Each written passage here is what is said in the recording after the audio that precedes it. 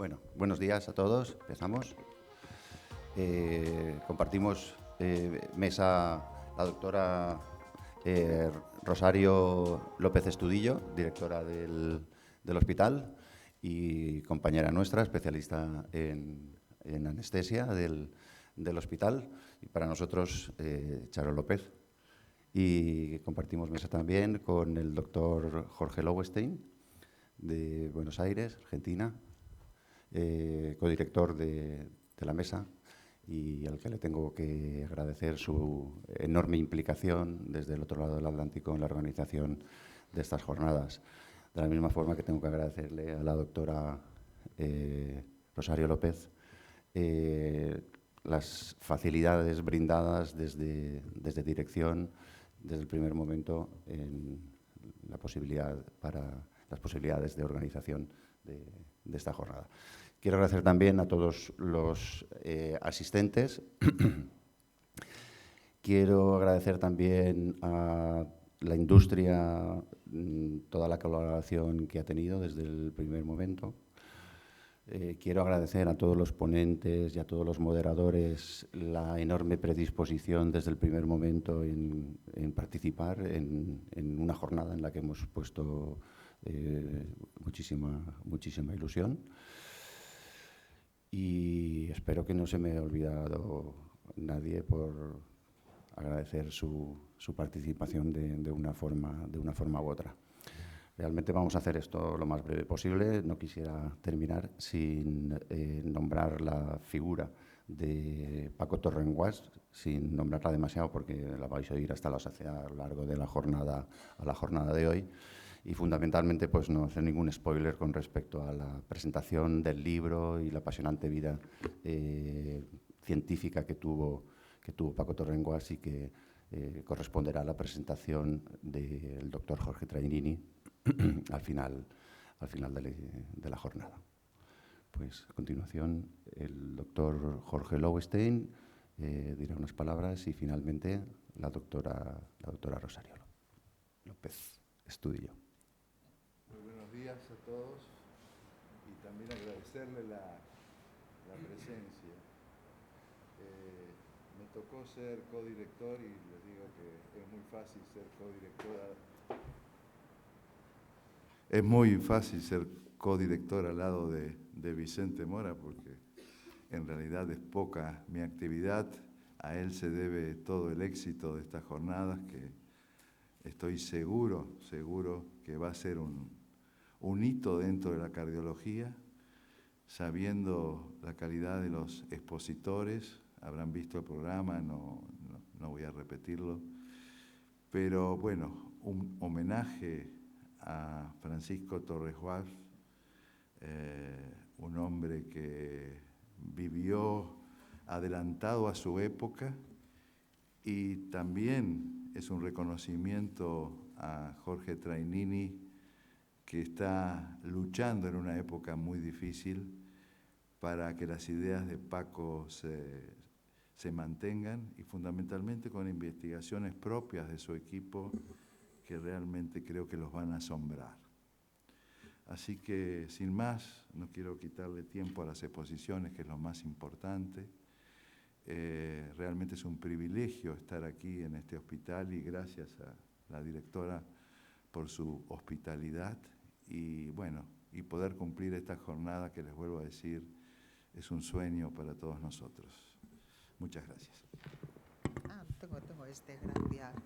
Hola, buenos días a todos. Bueno, ya como me han presentado, ya sabéis quién soy.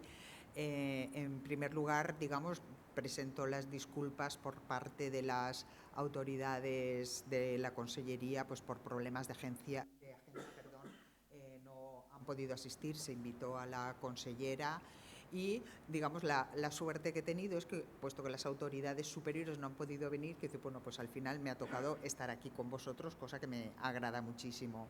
Hace unos meses, cuando el doctor Mora me sugirió pues la posibilidad de hacer este acto aquí y tal, pues por supuesto desde la dirección siempre estamos comprometidos con todas las cuestiones de tipo científico, que le den prestigio al hospital y que demuestren, bueno, pues el trabajo que se hace y todo lo que hacemos. Y la dirección siempre está por colaborar con estas historias, pero cuando él me lo planteó y tal, bueno, pues eso que piensas, un evento más de los que se hacen. La sorpresa fue cuando luego me presentó, bueno, pues el programa preliminar, y me pareció lo más novedoso el reconocimiento para, como ya ha dicho Paco, pues yo también voy a decir Paco Torrenguas. Claro, yo tampoco lo conocía y claro, me pareció un desperdicio que una persona valenciana y una persona que ha sido tan, digamos, tan importante, que pues que no se le haya dado la trascendencia que tocaba. Y entonces, bueno, me pareció, digamos, mucho más emocionante el poder realizar esta jornada y que sirviera eso para darle visibilidad a una persona que, digamos, de alguna manera no es muy popular cuando debiera haberlo sido. A punto, digamos, estuvo de incluso alcanzar el premio Nobel. Daros las gracias a todos por venir, bienvenidos a Valencia, a este hospital. Espero que disfrutéis muchísimo, que aprendáis muchísimo, que sirva, bueno, pues eso, punto de encuentro de distintos hospitales, distintos continentes, que sepáis que desde la dirección, gerencia de este hospital siempre estamos dispuestos a colaborar con todos los eventos y con todo lo que queráis hacer. Que disfrutéis de vuestra estancia en Valencia, los que sois de fuera, y de la jornada en sí. Muchísimas gracias y, como toca, pues queda inaugurada la sesión. Gracias a todos.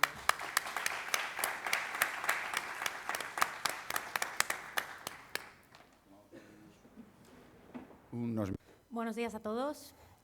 Damos comienzo al primer bloque de la jornada, en el que tenemos a dos ponentes de verdadero lujo. Nos van a hablar, en primer lugar, acerca de la mecánica ventricular, el doctor Jorge Trainini y el doctor Vicente Mora.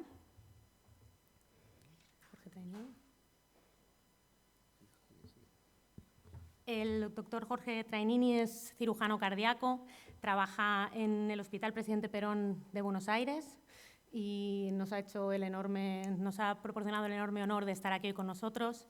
Y el doctor Vicente Mora ya se ha presentado previamente, especialista en cardiología y siempre interesado en la imagen y muy interesado también en esta teoría de Francisco Torrenguas.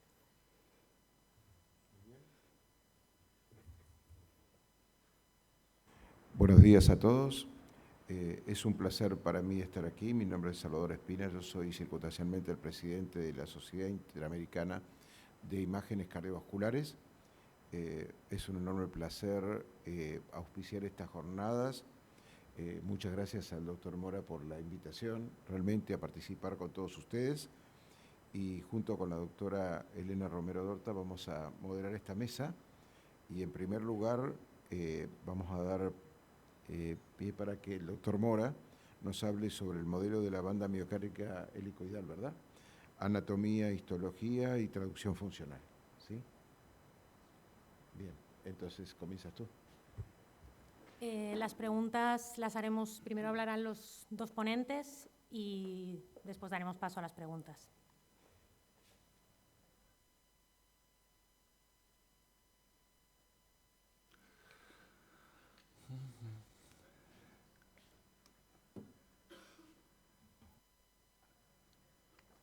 Sí. Bueno, pues buenos días de nuevo. Hemos adelantado un poquito el comienzo de esta sesión para disponer de más tiempo de exposición en alguna de las ponencias que lo necesitará y pues tener tiempo también a las preguntas. Bueno, yo empiezo con… la primera mesa va a ser más bien de conocimientos básicos de anatomía, histología, funcionalismo y luego pues, demostraciones in vivo de disecciones de la banda muscular por parte del doctor Jorge Trainini. Luego ya las posteriores mesas ya iréis viendo que se va a ir incidiendo sobre la influencia que diversas técnicas tecnológicas pues, han ido aportando conocimiento a nivel del conocimiento del músculo cardíaco, ¿no?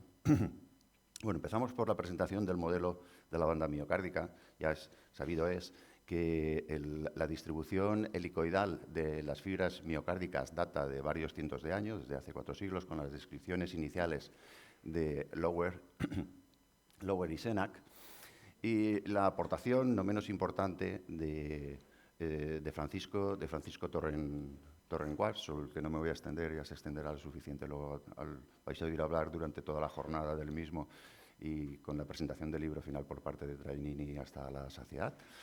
Entonces, lo que es que me gustaría subrayar es que realmente, básicamente, es que el funcionamiento de la disposición de la banda miocárdica, la aportación que realizó Torrenguas, es definir al miocardio como una única banda muscular que estaría formada esencialmente por 2 lazadas, una lazada basal y una lazada apical. La lazada basal formaría la parte basal del corazón, incluiría ventrículo izquierdo y ventrículo derecho. Una vez completado este círculo a nivel basal, da la vuelta en dirección base-ápex, rodeando todo el ventrículo izquierdo, y una vez alcanzado el ápex, forma un bucle y rodea la capa inicial descendente, formando la lazada apical ascendente de disposición más transmural epicárdica, de modo que la lazada descendente formaría la parte más endocárdica.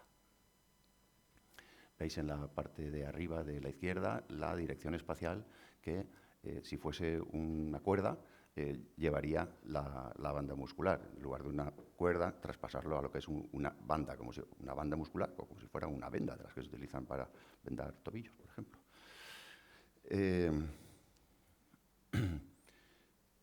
Lo mejor para hacernos una idea de cómo es la banda muscular y cómo se llega a esta descripción es ver un vídeo original de...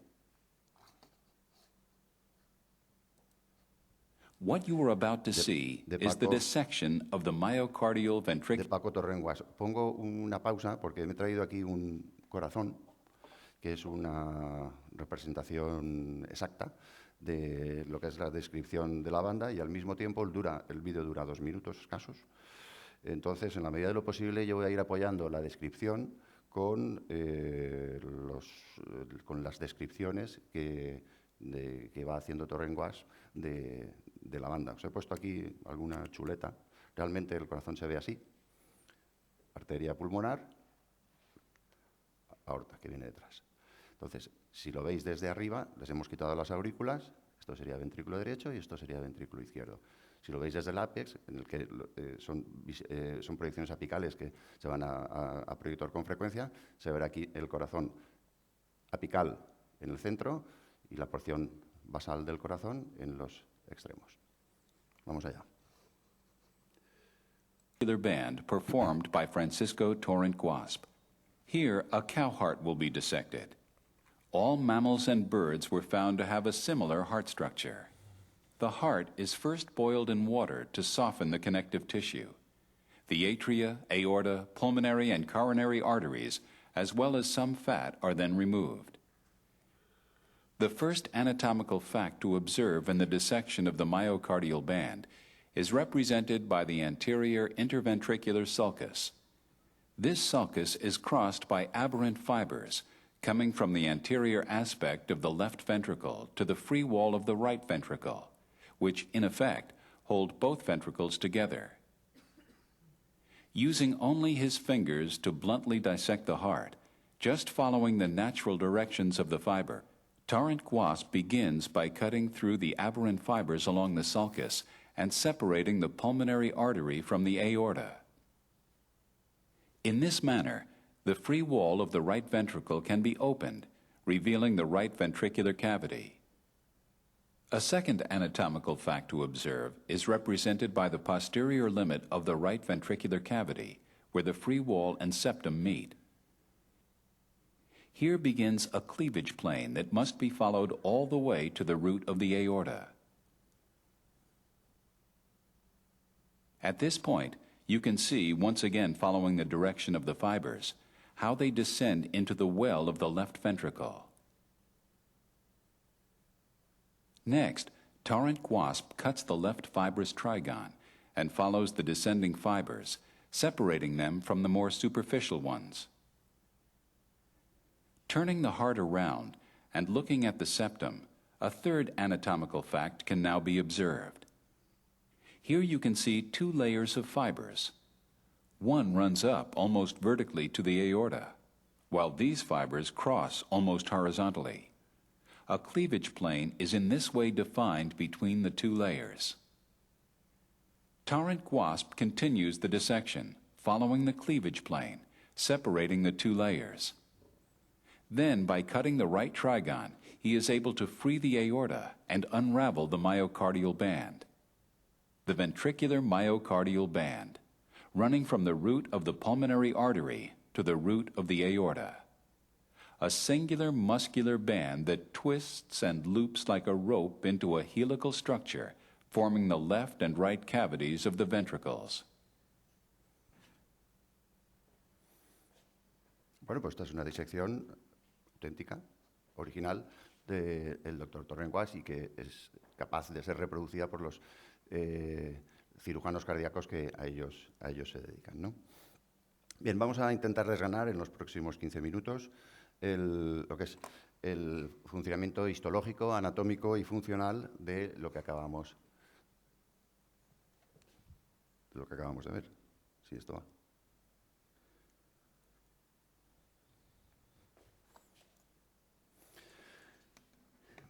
Bien, realmente si contemplamos esta imagen del corazón, cualquiera que esté acostumbrado a ver imágenes de ecocardiografía, un plano de 4 cámaras y un plano parasternal transversal, lo que primero se le ocurre, lo que primero pensaría es que la contractilidad de este corazón es normal.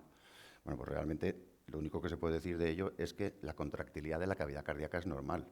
Afirmar que la contractilidad miocárdica probablemente sea normal, pero quizás no lo sea, o por lo menos no se está produciendo en el sentido que uno esperaría, ¿no? Es decir, la contractilidad se refiere a la contractilidad de la cavidad cardíaca, pero lo que se está produciendo es un engrosamiento miocárdico, es decir, la contracción, en el sentido que uno la esperaría, lo que haría es adelgazar el miocardio y no engrosar como realmente se está produciendo. Es decir, que realmente contracción muscular debe haber para que al final la fracción de eyección o la contractilidad del ventrículo esté conservada, pero probablemente no en la dirección que todos esperaríamos.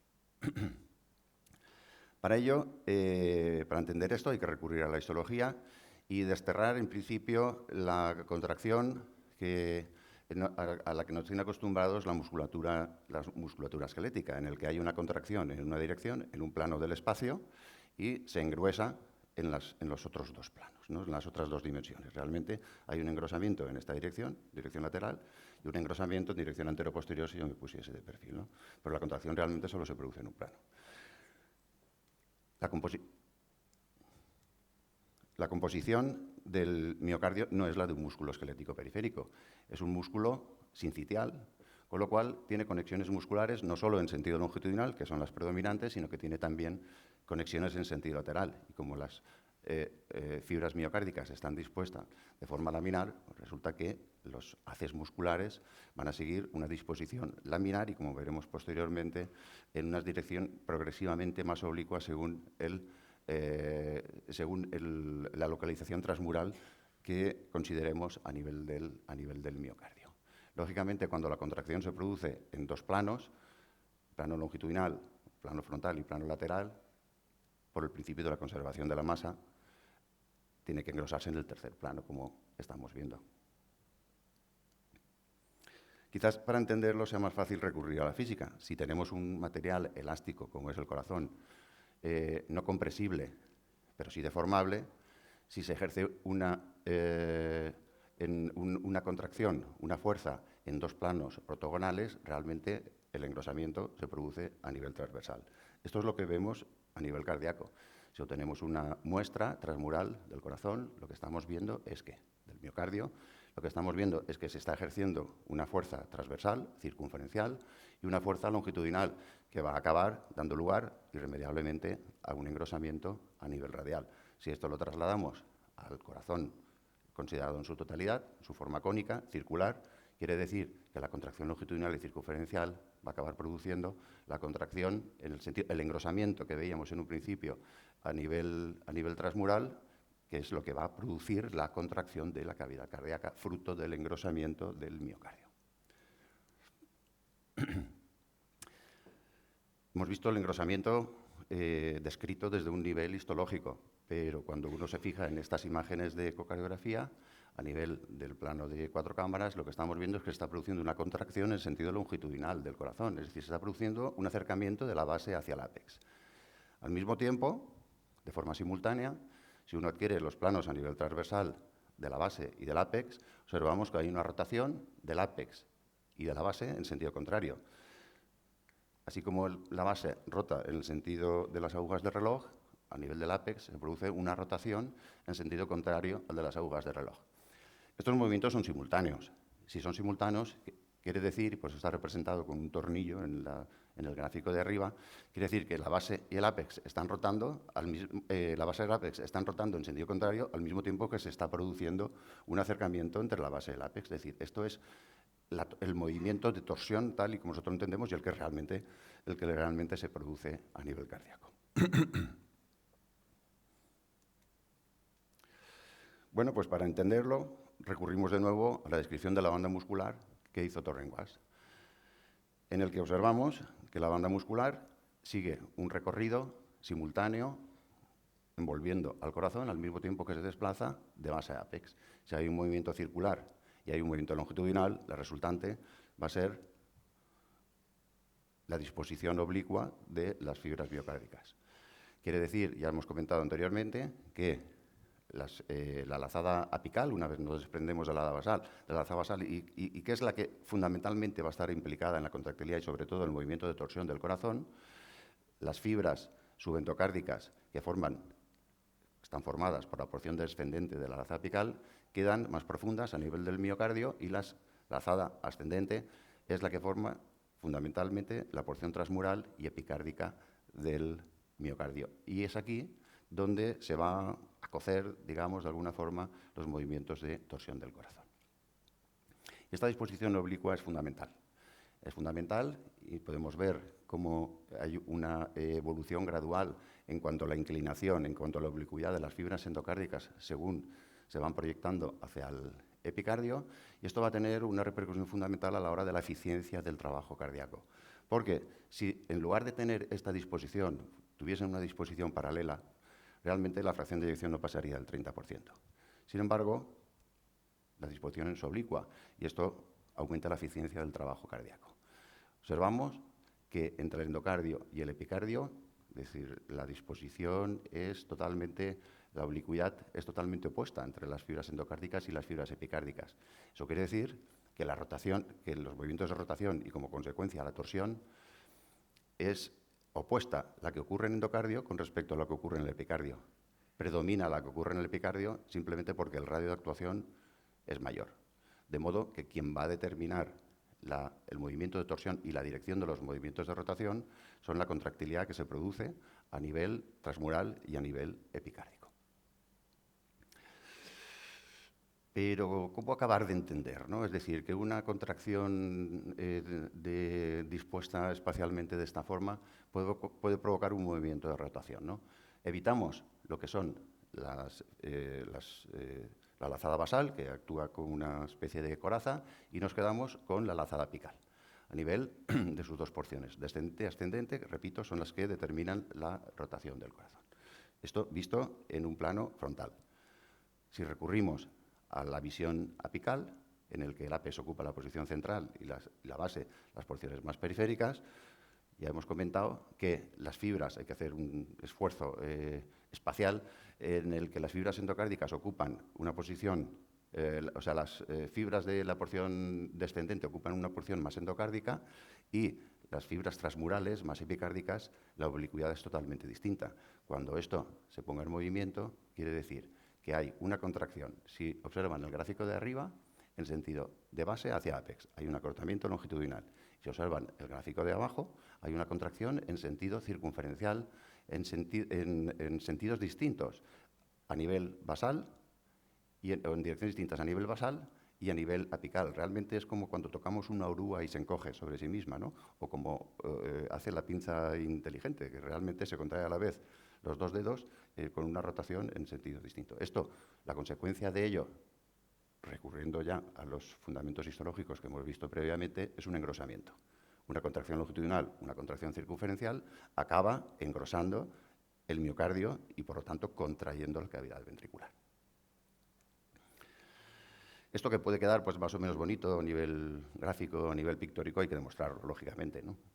Entonces, en esto estuvieron varios grupos de trabajos, entre ellos el grupo de Sale y el grupo de Cosín Aguilar, en el que Juan Cosín llegó incluso a trabajar con Paco Torrenguas, y en el que, incrustando cristales piezoeléctricos por sonomicrometría a nivel transmural cardíaco, vieron que hay un decalaje temporal entre el tiempo en el que alcanzan la contractilidad o la deformación máxima las fibras endocárdicas con respecto a las epicárdicas o transmurales, que son las que forman la porción ascendente. Y es muy llamativo el que estos dos puntos máximos de contractilidad se produzcan alrededor de la onda T, como luego veremos. Hasta ahora hemos visto lo que ocurre en el ventrículo izquierdo. Engrosamiento, fruto de contracción longitudinal, contracción circunferencial y movimientos de torsión. ¿Qué pasa con el ventrículo derecho? El ventrículo derecho, en esta imagen tractográfica obtenida a partir de la cardioresonancia, lo que observamos es que la lazada basal que formaba la porción basal del ventrículo izquierdo va a formar casi en su totalidad el ventrículo derecho. De modo que el ventrículo derecho prácticamente no tiene fibras espirales. Entonces, a nivel histológico, la composición del ventrículo derecho, el músculo, es igual que el del ventrículo izquierdo. Es un sincitio, con lo cual va a contraer en dos direcciones y se va a engrosar la tercera para dar lugar a la fracción de eyección del ventrículo derecho. Lo que ocurre es que las fibras que se contraen transversalmente a nivel del ventrículo izquierdo, fruto de la disposición en el espacio del ventrículo derecho, ejercen en el ventrículo derecho una contracción fundamentalmente longitudinal, que es la que predomina en el ventrículo derecho. Y realmente los métodos de evaluación de la función del ventrículo derecho se basan, si no todos, casi todos, en evaluar fundamentalmente la contracción en este sentido longitudinal, ya sea por el TAPSE, en cuanto al movimiento del anillo tricúspide, o a la velocidad del anillo tricúspide por el Doppler tisular, o por el strain, o bien con la determinación del área del ventrículo derecho, en la que el componente fundamental es la contracción que se produce a nivel longitudinal. Bueno, pues hasta aquí tenemos cómo explicar o cómo soportar lo que ocurre en ventrículo izquierdo y en ventrículo derecho, fruto de la base histológica y de la definición de la banda muscular que hizo Paco Torrenguas. Pero otro de los puntos de su modelo es la explicación funcional de cómo se desenvuelve el corazón. Y una de las aplicaciones fundamentales que hizo en su momento es definir la diástole, la primera parte de la diástole, como una contracción activa, como más tarde demostró Brecher en sus experimentos. Él, con realmente poco más que sus manos y la capacidad de disección, ya lo describió previamente, ¿no? ¿Cómo se explica?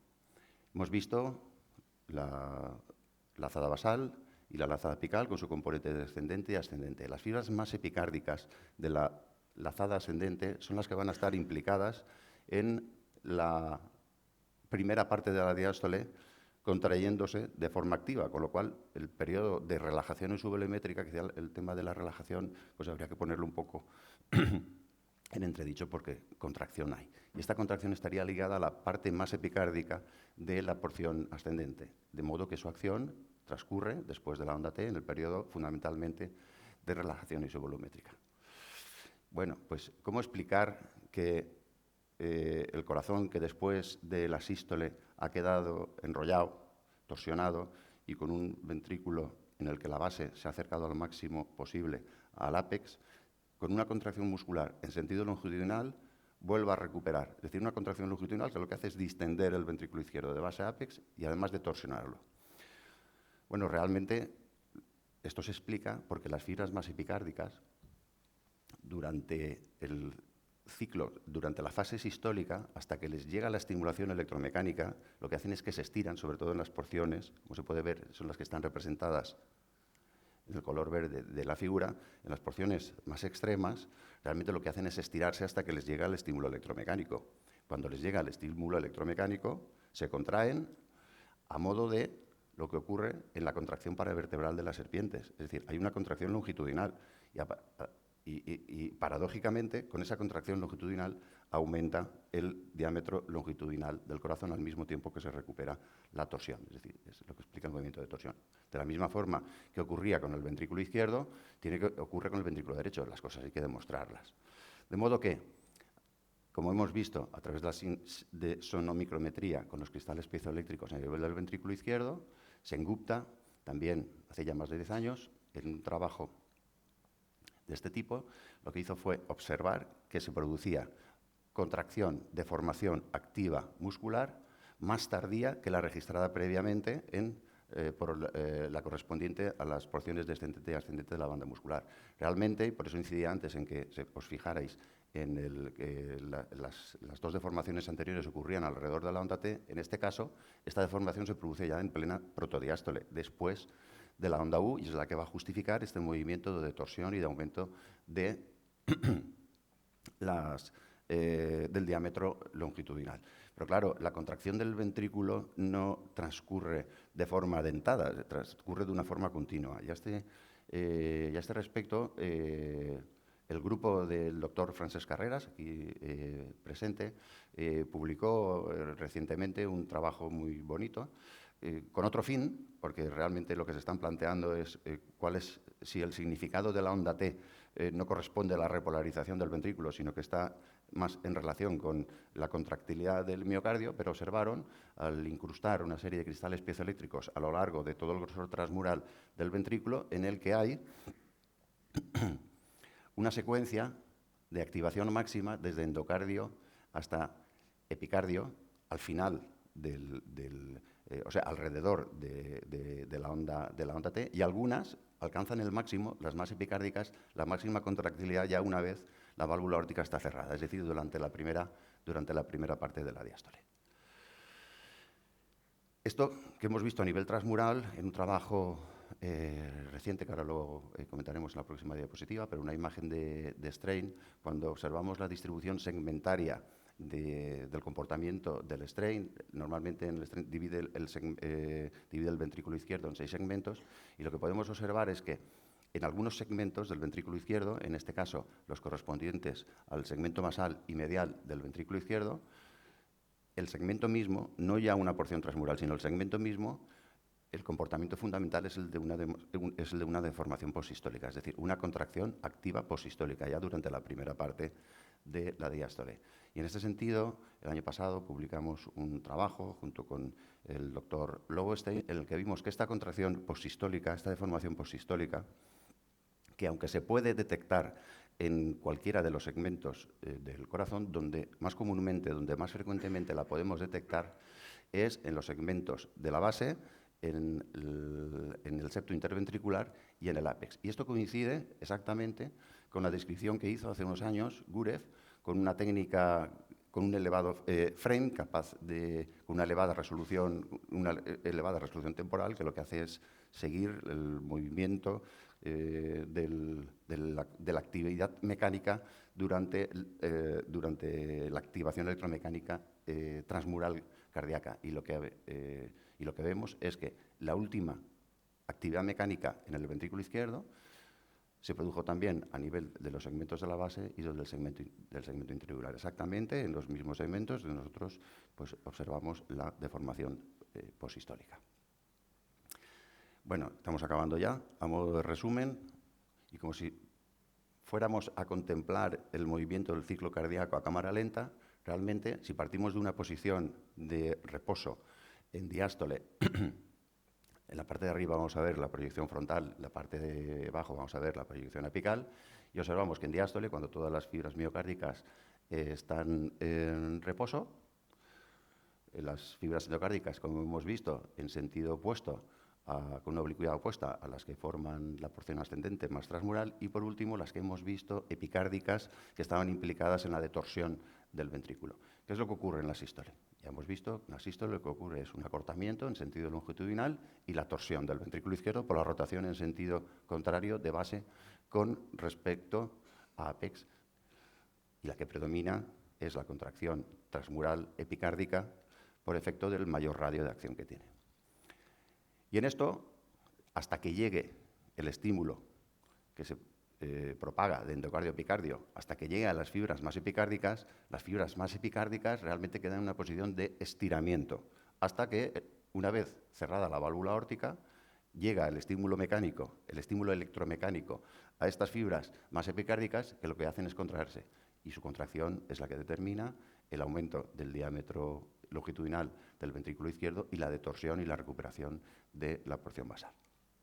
En conclusión, y empiezo por la última, es decir, el modelo de la banda miocárdica de Torren-Wass, yo no sé si se podría decir que demuestra, no sé, pero es capaz de dar soporte al engrosamiento miocardio sistólico fruto de la contracción longitudinal, circunferencial y de la torsión. Y de una forma relevante, muy relevante también, es capaz de dar sustento a la contracción activa que se produce durante la primera parte de la diástole.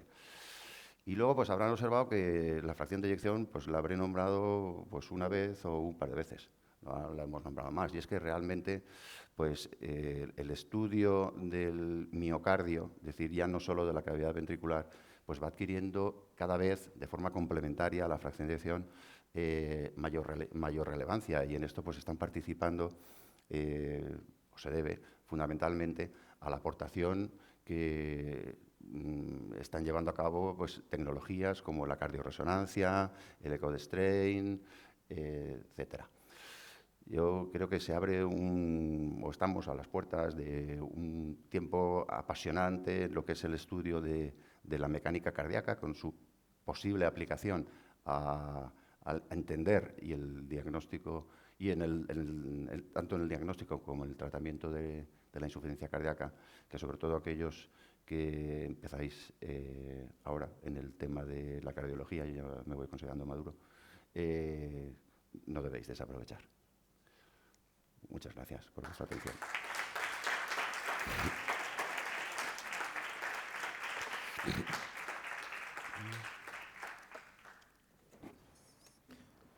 Muchas gracias, doctor Mora, por la brillante disertación. Tenemos ahora el enorme placer y el honor de que el doctor Está adelante y está detrás. Jorge Trainini nos hable del tema de la bomba de succión cardíaca, aplicación de la banda miocárdica al tratamiento quirúrgico en la insuficiencia cardíaca. El doctor Trainini es especialista en cirugía cardíaca del Hospital Presidente Perón de Buenos Aires, Argentina, y es director de la Cátedra de Complejidad de la UCAM, de la Universidad de Murcia. Un placer estar con nosotros. Buenos días, muchas gracias a los directores del curso, Vicente Mora y Jorge Lowenstein, y a todos los organizadores que permitieron esta posibilidad de que pueda estar con vosotros. Sería realmente temerario poder hablar de aplicación quirúrgica si no tenemos en cuenta la comprensión anatomofisiológica de la situación que nos atiende. Y siempre nosotros hemos crecido en nuestra infancia médica con la idea de que el corazón era una masa cárnea, sólida, homogénea, y que en sí sola constituía una unidad indivisible. Sin embargo, el corazón se abre y se vuelve a cerrar. El corazón es una banda, como bien lo demostró Francisco Torren-Wass. Es una banda con sus diferentes segmentos, y este concepto, que tiene una enorme importancia para toda la cardiología y el aparato circulatorio, realmente quedó comprendido dentro de ese mismo concepto, y las implicancias fisiológicas que Torren-Wass, en un tiempo que no contaba con las herramientas necesarias, hipotéticamente pudo avanzar, y que tiene que ver con la torsión ventricular y con la fase isovolumétrica activa durante la protodiástole. En realidad, nosotros pensábamos que estábamos parados en ese punto desde hacía más de medio siglo, desde los primeros estudios de Francisco, y esto había que darle un criterio de validez. Por lo tanto, estos últimos años, en forma bastante intensiva, la última década, hemos tratado de comprender esta situación. Si la banda realmente es una banda o es una malla, como mucha gente opina, si para las bandeletas tener ese movimiento helicoidal contrapuesto, lo pueden hacer aisladas sin tener ningún punto de apoyo, cuando la fisiopatología del cuerpo humano dice que necesitamos indudablemente un punto de apoyo para mover un músculo. Entender cómo se produce la torsión miocárdica y si en esos segmentos que están sobrepuestos cuando la banda deja de estar desplegada y se pliega sobre sí mismo conformando el helicoide, si esos segmentos sobrepuestos al funcionar torsionándose en movimientos opuestos generan una fricción. También, cómo demostrar la succión ventricular protodiastólica activa y si realmente el corazón tiene 2 fases o tiene 3 fases. Los ingenieros dicen que una máquina con 2 fases no puede funcionar, que necesita una interfase. Y esa interfase es la fase de succión, como vamos a ver, que es la que teorizó Torren-Guas y que nosotros hemos tratado de darle criterio de validez a esta situación. Esta es la exposición de la charla, buscar criterio de validez. Si no, no vamos a poder avanzar sobre un concepto tan genial como el que desarrolló Torren. Por lo tanto, en estos años hemos avanzado en la anatomía, hemos avanzado en la histología, en la activación eléctrica del corazón, en la investigación animal para ver realmente si puede funcionar el corazón con un solo ventrículo y la toma de presiones intracavitarias con el fin de demostrar esta situación. Primer tema, ¿esto es una malla o es una banda? Obviamente que esto está compuesto por diferentes fascículos y diferentes segmentos. No nos vamos a interiorizar en esto porque nos llevaría toda la charla. Pero, primera situación elemental para saber que es una banda. Cuando uno despliega la banda y mide el espesor desde un extremo al otro, el espesor es siempre el mismo. No hay espesores diferentes. Es decir, que cuando nosotros vemos que el ventrículo derecho tiene un 30% del espesor del ventrículo izquierdo, evidentemente estamos hablando de segmentos sobrepuestos. Pero el elemento fundamental es que cuando esa banda nosotros hacemos el análisis histológico, tanto en la cara endocárdica como en el reverso, en la cara epicárdica, si fuese una malla, la fibra tendría direcciones de entretejido. Una malla se entiende que se entreteje. Sin embargo, las fibras en el anverso y reverso de la banda tienen el mismo sentido. Creo que esto demuele esa posición de la malla. Y por otro lado, lo único que hemos encontrado de disidencia es en la punta del corazón, en el apes. Ustedes saben que el apes es una zona desprovista casi de músculo. En ese sector hay, cuando el segmento descendente se transforma en segmento ascendente, da una vuelta y ahí sí están como las fibras puestas como las tejas en un techo, que es lo que nosotros encontramos en la punta del ventrículo. Pero después toda la orientación de la fibra en el anverso y reverso de la banda siempre es la misma. Por lo cual creo que es un criterio de validez hablar de que esto evidentemente es una banda, por más que hay fibras sesgadas, como bien explicó Mora hace un rato, y que contribuyen a la eficiencia de la mecánica cardíaca. El corazón, siendo una bomba de enorme poder mecánico, de casi sin energía, una energía muy baja de 10 watts, poder bombear durante una vida 80 años, 4 a 6 litros por minuto, evidentemente es difícil pensar que un músculo aislado y colgado del tórax, en posición vertical, pueda ejercer esa función sin tener un mínimo punto de apoyo. Y obviamente que esto fue una gran discusión entre Cousin y Torren Guas. Ustedes lo van a ver en el libro que se le ha entregado, que es en el Explorador, en lo cual discutían si había o no un punto de apoyo. Torren pensaba que la sangre contenida dentro del ventrículo podía servir de punto de apoyo. Él hablaba de un hemoesqueleto.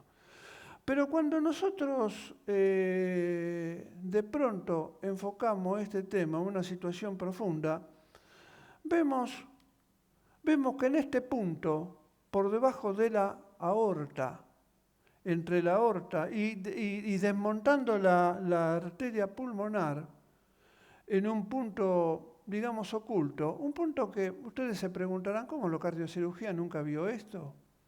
Y nosotros no podemos, porque el corazón que se desmonta no se puede armar mal. Esto que es el punto de apoyo y que hemos denominado fulcro cardíaco, de por sí es una observación en la cual es un elemento óseo. Ustedes lo van a tocar, ya lo podés ir preparando, van a tocar este elemento que es absolutamente óseo, por debajo de la aorta. Pero, claro, esto que hemos llamado fulcro en honor de Arquímedes, dadme un punto de apoyo y mover el mundo, esto es un bóvido, podrán decir. Acá lo tienen ubicado. Esto es un bóvido. Estas son las fibras del segmento ascendente y descendente que concurre el segmento ascendente a esa situación. Acá lo tienen aislado el fulcro. Es un bóvido, sigue siendo un bóvido. Acá lo tienen. Pero de pronto, un explante de un chico de 10 años. Encontramos en el mismo lugar un elemento que llamemos en un animal como un bóvido que pesa 1.500 kilos, tiene 40 milímetros de longitud y es sumamente óseo. Esto es condroide, en un chico de 10 años. Y si seguimos, vamos a la gesta, un corazón de 23 semanas de gesta, encontramos el fulcro. Sigamos, un adulto, encontramos la misma protuberancia en el mismo sitio. Ahí lo tiene. Lo disecamos. Pero claro, todo esto no es confiable. Son fotos, simplemente fotos. Vayamos a la localización, pero vayamos a la situación que es quizás un sello de seguridad dentro de lo que puede ser la medicina, que es el aspecto histológico. Vayamos a la histología. Hueso en el bóvido, hueso en el bóvido, hueso en el bóvido. En un chico de 10 años, condroide, en la gesta. Tampoco esto puede ser importante, porque puede tener sus contras, pero hay algo elemental, y es el entramado de las fibras del segmento ascendente, del inicio y del fin de la banda, nacen en una zona densa, óseo, condroide, tendinosa y terminan en la misma zona. Esto es bóvido, dirán. Acá ven el entramado de las fibras miocárdicas entrando en la parte ósea, 1 entrando en 2. Pero claro, esto es bóvido, se ve bien la fibra entrando en la parte ósea del bóvido, pero esto es humano. Esto es humano y se ven bien las fibras 2 ingresando en la zona 4, que es la zona toda del condroide. Lo mismo, la matriz condroidea, lo mismo, los miocitos entrando, la fibra entrando en la parte ósea, y acá lo tienen.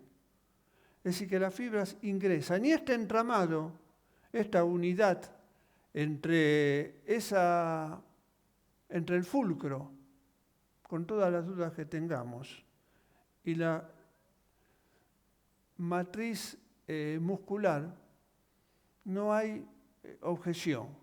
Hay evidentemente una conjunción en el espacio, en el ingreso de esa matriz, en el elemento hallado. Y eso evidentemente es el punto de apoyo. Eso es lo que creemos. Se puede pensar que los trígonos tienen elementos que podrían contribuir, los trígonos aórticos, elementos que podrían contribuir a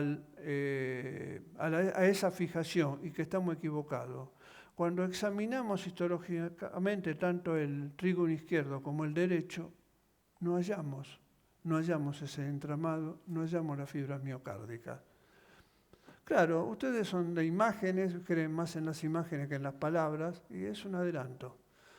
Acá está. Esto es una tomografía computada, resonancia.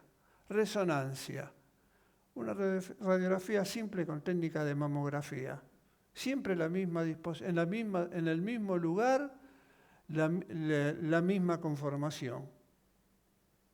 Y esto en la cuerda, el modelo de la cuerda de Torre, ese es el lugar que ocuparía. Inicio y fin de la banda. Hay que desmontar la pulmonar. Y cuando se desmonta la pulmonar, ese fulcro actúa como un sello de seguridad del corazón. El corazón ya pierde su unidad funcional. Secreto de la naturaleza. Ahí lo tienen. Hueso puro. Ahora, sigamos adelante. Se pensaba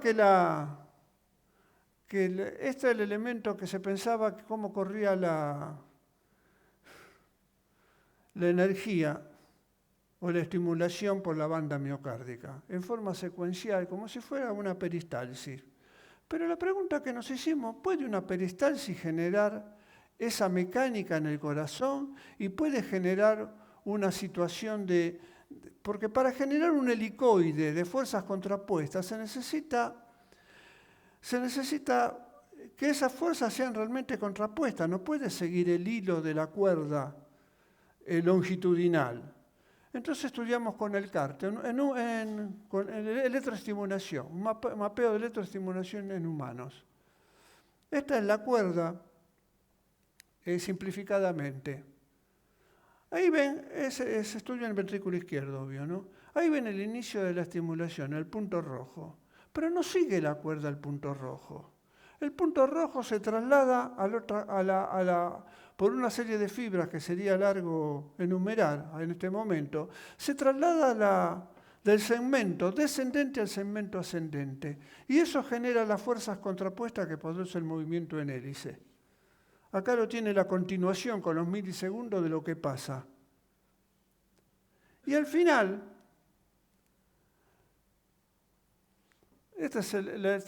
al final van a ver, si ven el electro en la derecha, que producido el cierre aórtico, queda una porción remanente de energía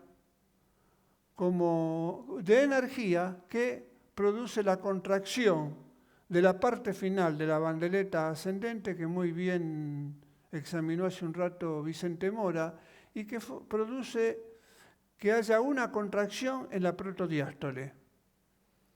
Una contracción con que deforma al ventrículo, pero sin ingreso de ningún elemento sanguíneo. Y eso genera la succión ventricular, porque genera la fuerza necesaria para generar la succión ventricular. Es como si fuera el mecanismo de una sopapa. Esto es lo que pensaba Torren porque no tenía elementos. Justamente la vez que pudo hablar con los electrofisiólogos fue la última conferencia de su vida. Abajo ven los milisegundos y cómo correría la onda de excitación. Lo realmente notable de esto es que encontramos que el retardo de activación entre la bandeleta ascendente y descendente es lo que restaura la resincronización ventricular, que después vamos a ver, porque ahí hemos medido las presiones intracavitarias y ver realmente si la resincronización cómo actuaba y restaura la presión negativa del ventrículo izquierdo. Pero estos segmentos que están sobrepuestos en un corazón normal, esto es un corte de un corazón, es como si fuera una rueda interna y una rueda externa. La rueda externa es el segmento ascendente. La rueda interna es el segmento descendente. Sus movimientos son contrapuestos, pero entre ambos hay una situación de fricción. Y esto es inevitable. Esto es lo que por ahí confundió a la gente a pensar que es una malla. Porque ustedes ven abajo el segmento ascendente, la orientación longitudinal que tiene. Y cuando ustedes ven el segmento descendente que están en la parte endocárdica, van a ver que está como talada las fibras. Talada. ¿Qué significa? Que las fibras vienen hacia nosotros. Entonces nosotros tenemos la orientación discordante de cómo corren los segmentos. Que ese movimiento contrapuesto que vimos en electrofisiología es lo que determina la gran posibilidad del ventrículo izquierdo de generar esa torsión. Ustedes van a una modelización, esto se hizo en el Canal El Pardo, en España, en Madrid, con ingenieros navales, y ven perfectamente cómo el segmento descendente es interno en relación al ascendente que lo tapa. Estos son los movimientos y acá tienen interno en un corazón, interno el segmento descendente y externo el segmento ascendente. Entre todos hay un plano de fricción. Ahora, claro, el segmento descendente no llega al fulcro. Lo que llega al fulcro es el segmento ascendente, que es el área de activada en la fase de succión, en la fase protodiastólica. Pero claro, tendría que haber entre esos segmentos con una gran fricción, y a mí me entusiasman los ecocardiografistas porque han abierto la puerta clínica a esto. Si no, esto pasa a ser una observación. Estos son estudios renacentistas, como un hombre de renacimiento como fue Torren. Por eso ha sido combatido. Pero cuando se pasa la imagen al movimiento y lo maravilloso que hace la ecocardiografía y las imágenes, la cosa cambia, empieza a tener otro criterio de validez. Esto es un corazón en el cual ustedes ven las venas de Tebesius y las venas de Langer, descrita del año 1700. Pero cuando empiezan a ver con algunas técnicas especiales esos preparados, empiezan a ver que el corazón está lleno de ácido hialurónico. Esto es corazón humano, está lleno de ácido hialurónico. El ácido hialurónico está el 80% en las articulaciones y un 15-18% en piel. ¿Y el corazón? Pensamos que había ácido hialurónico, está lleno de ácido hialurónico. Y ese lo único que es el lubricante, que daría fundamento a pensar que existe la torsión y la sobreposición de los segmentos. Ahí lo tienen, no los quiero aburrir, más. Ahora, ya les hablé de la succión ventricular izquierda, pero lo que les quiero mostrar es esto. ¿Qué es lo que restaura la resincronización? A la izquierda van a ver un enfermo sin la resincronización. A la derecha el enfermo resincronizado. ¿Cómo restaura la presión ventricular negativa? Lo mismo en este paciente. Izquierda sin resincronización, derecha con resincronización. Como si hay una restauración de la fase activa. Y se encontró que la resincronización es activa, desaparecen los no respondedores, que es un 40%, cuando en vez de ir el catéter por las venas coronarias, se inserta intracavitaria, técnica de Jourdan, que hemos desarrollado en el hospital y que tiene que ver con colocar el catéter en la pared anterolateral del ventrículo izquierdo, en ese lugar donde pensamos que existe esa transferencia de estímulo entre bandeleta descendente y bandeleta ascendente. Experimentación animal. Le eliminamos el ventrículo derecho. Hicimos un Fontan. Acá el doctor Corno conoce bien ese tema. Y el Fontan funciona. Yo creo que sabemos bien ahora cómo funciona el Fontan, después de tantos años, a través de entender esa idea primigenia de fase de succión que hablaba Torrenguas y que estamos tratando de comprobar. Y hay restauración en el tercer casillero de la fisiología normal sin ventrículo derecho en animales. 6 animales.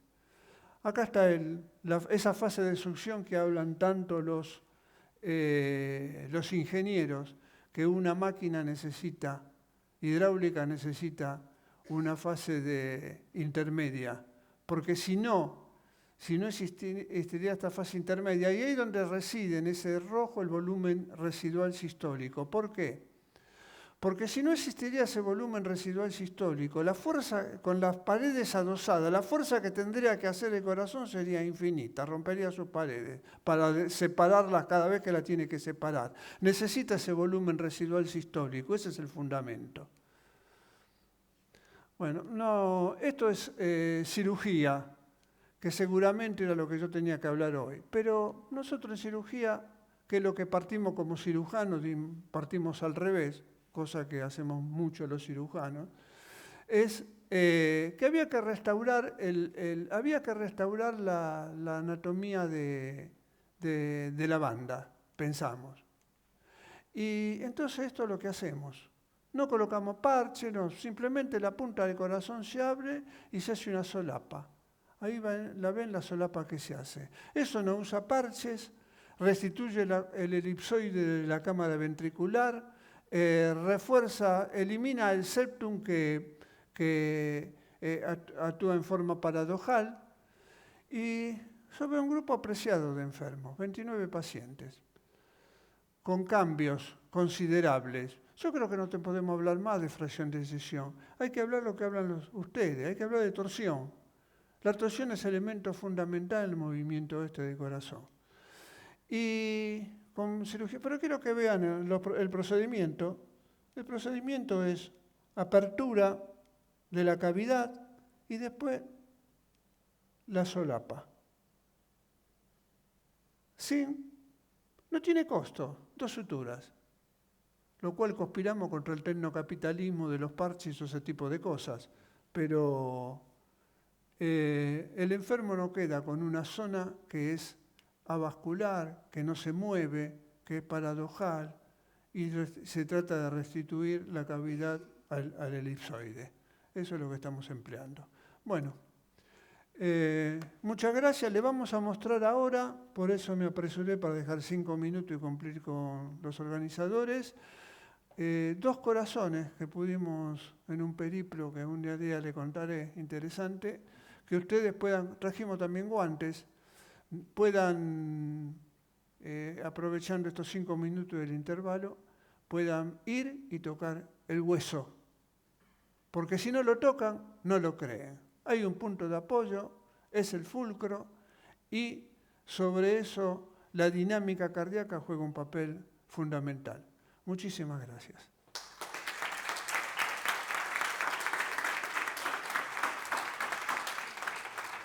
Tu turno. Bueno, haciendo referencia un poco a la presentación del doctor Trainini, Siéntate ahí. hemos traído dos ejemplares bóvidos. La idea es, bueno, tuvimos imposibilitados de hacer la disección íntegra, completa, como nos hubiera gustado, porque, como suele suceder, se consiguen con laceraciones en el ventrículo izquierdo, así que en uno de los ejemplares, que es este, van a ver cómo las fibras, ¿sí?, sobre todo lo que es el ventrículo derecho, y de la lazada basal están ingresando en el fulcro, ¿sí? Se puede tocar también el segmento óseo. Y del otro ejemplar, que es el que está a su derecha, la idea era mostrar, ¿sí?, cómo es a nivel basal, que es donde se explica o se ve muy bien los dos segmentos, que son el endocárdico y el epicárdico. Así que cuando termine están invitados a pasar. ¿Alguna pregunta para los ponentes entre la audiencia antes de pasar a tocar las muestras cardíacas? Allí. Sí. Hay un micrófono.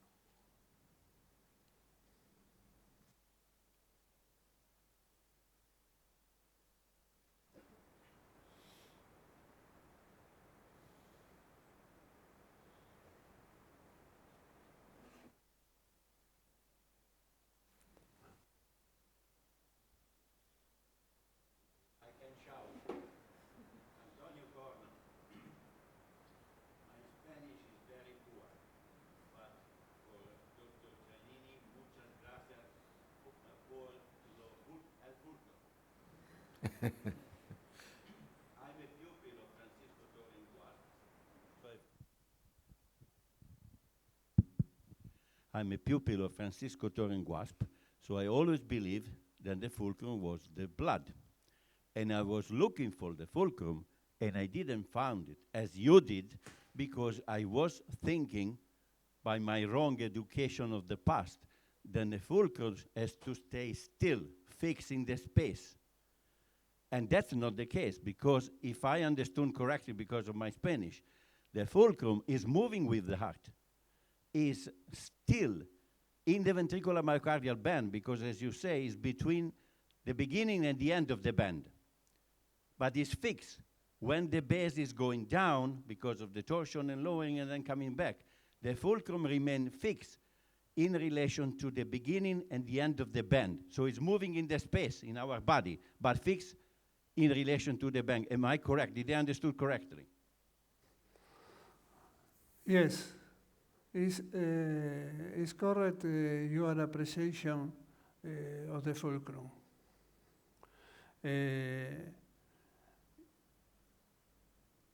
Beginning and end of the band. That's fascinating, because I'm working, you'll see in my talk, with mathematicians and bioengineering, and they were all looking for the fulcrum, and nobody found the fulcrum because it's moving. Thank you so much. Thank you.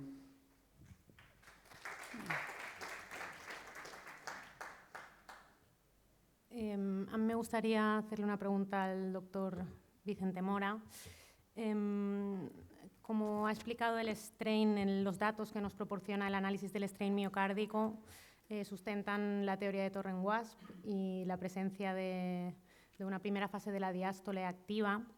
Y me gustaría preguntarle, para sacar la máxima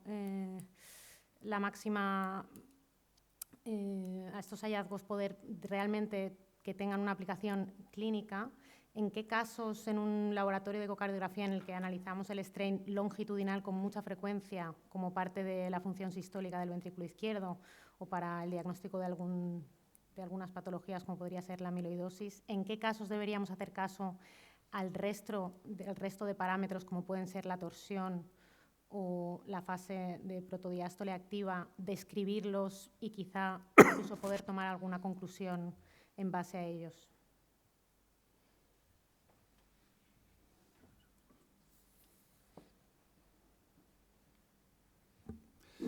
Sí, a ver.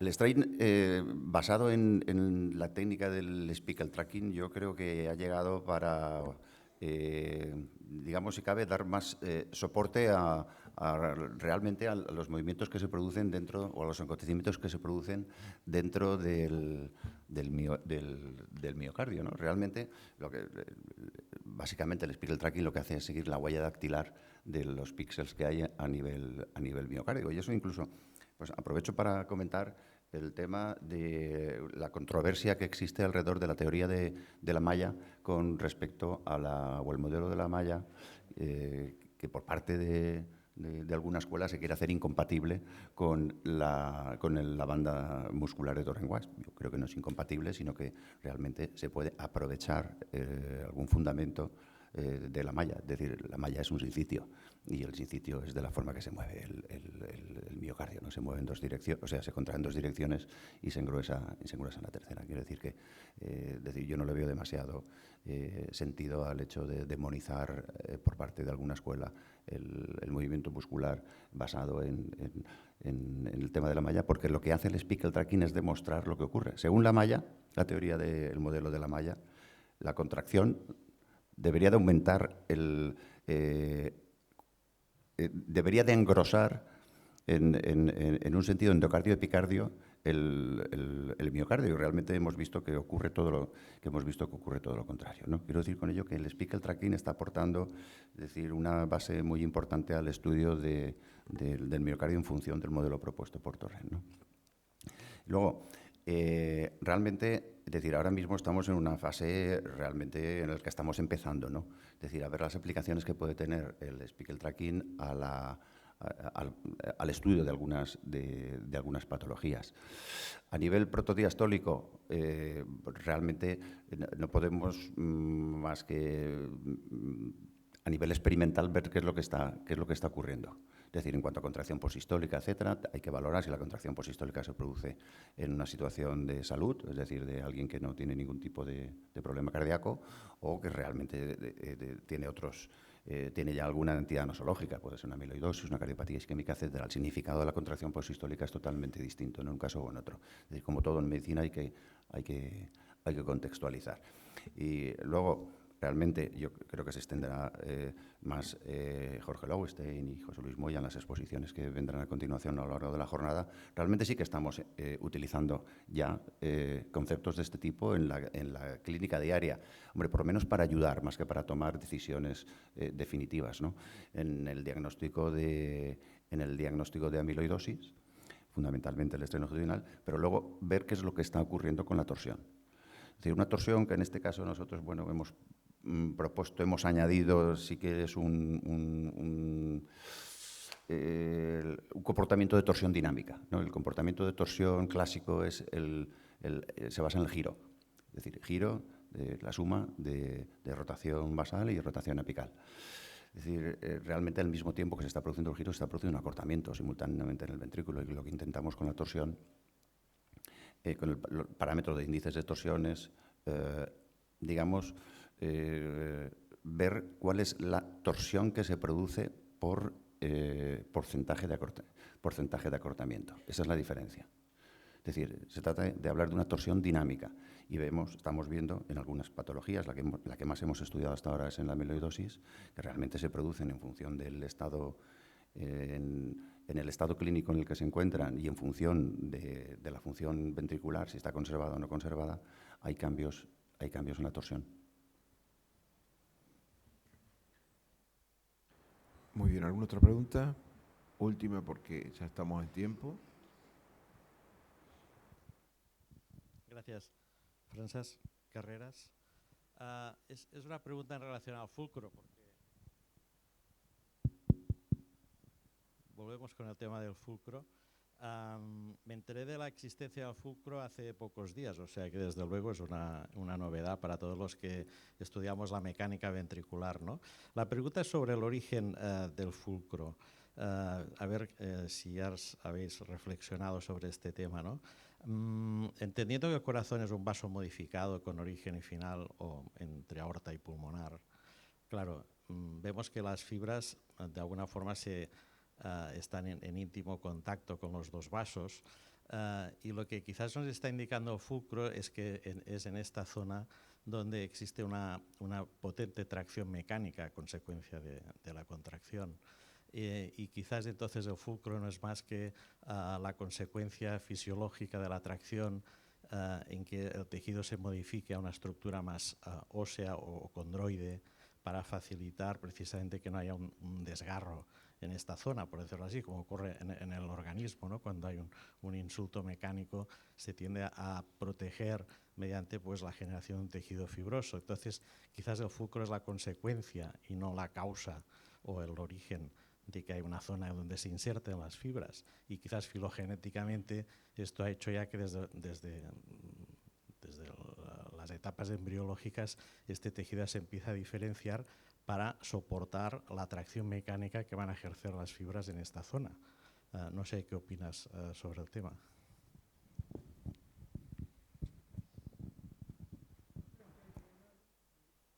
La orientación de esto tiene que estar en relación no al hallazgo de un elemento, sino a la función que cumple. Y evidentemente si existe un análisis histológico positivo para este hecho a las 23 semanas de gesta, como hemos visto, evidentemente tiene alguna orientación inicial y no es fruto de una consecuencia funcional posterior. Y no solamente, yo lo que le doy más importancia realmente no es al fulcro, sino al entramado entre una fibra muscular y un soporte, lo cual sería coherente con que un músculo tenga un soporte para cumplir una función mecánica, sobre todo un músculo de la envergadura de la energía que produce de trabajo continuo, sobre todo. Pero aparte creo que esa zona, llámala fulcro como quieras, tiene otra función, que disipa la gran energía que produce eso y evita que la torsión ventricular por torque se arrastre a la aorta, porque si no la aorta se vería arrastrada en ese movimiento, por torque, se vería absolutamente arrastrada, la estrangularía a la aorta cada vez que se produce una sístole. Y eso no se produce porque ahí evidentemente actúa como soporte y disipación de energía y evita que eso se traslade a la aorta. No sé si Francisco entiendes mi respuesta. Bueno, creo que en honor al tiempo vamos a tener que cortar. Agradecer al doctor Vicente Mora por esta brillante exposición y ponernos en tema. Y ni qué decir del doctor Trainini, que realmente ha sido fascinante la charla que nos ha dado y los conceptos que nos ha vertido realmente, que nos abren a un nuevo camino muy extraordinario. Con la doctora Romero Dorta estamos honrados de haber estado en esta mesa. Estar en esta mesa que seguramente será histórica y será recordada como tal. Realmente muchas gracias y muchas gracias a todos. Y los invitamos a tocar el pulcro.